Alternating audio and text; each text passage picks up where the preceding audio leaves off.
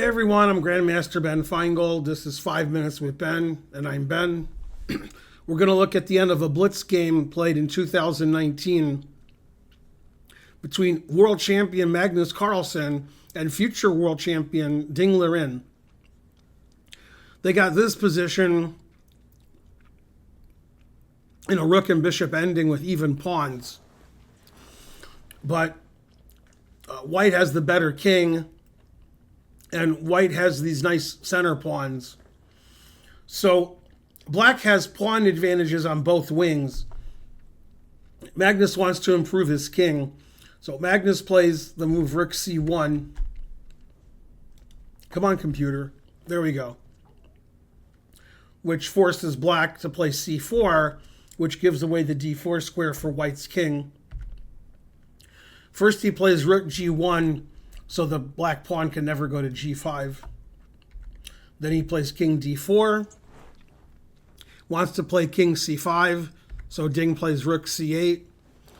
Now he attacks the h-pawn with rook g5. Now black has a tough choice. If black plays g6, the king is overworked. White wins a pawn. And if black plays rook h8, then king c5. So Ding played rook b8 to try to activate his rook. He's going to play b4 and take and get his rook into the game. King c5, check, king takes, check, king takes, and black activates his rook at the cost of a pawn. Now king c5, stopping the black rook from going to attack the white pawn on a3, because the bishop is now defending. Rook b1, wants to play rook a1 probably. Rook takes h5.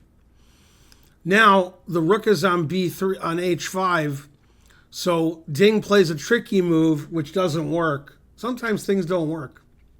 Rook b3, and his idea is bishop takes, pawn takes. The rook can't get to the second rank, so like rook g5, b2, rook g1, bishop a2, and black is up a piece. After he promotes the pawn, of course. After rook b3, Magnus played really interesting move. Pause your video and try to find the crushing move that Magnus played with white here. Pretty good for a blitz game. He took advantage of the pin. He played rook f5 check. You can't take the rook. You can try to take it, but the computer won't let me because it's illegal. Now after the king moves, because he's in check, now we take the rook.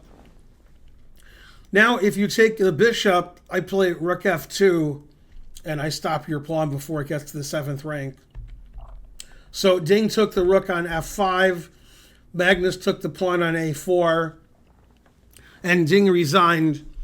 If Ding plays bishop takes, I play bishop c6, and pawn's too strong. White's up 2 pawns. Black doesn't have any play. So after bishop takes a4, Ding resigned. Magnus wins another endgame, which looked like black had good drawing chances. But even in the endgame, Magnus ekes it out. I'm Grandmaster Ben Feingold. This has been 5 Minutes with Ben. Please like and subscribe and leave a comment. And I'll see you guys next time with more 5 Minutes with Ben. Bye, everybody.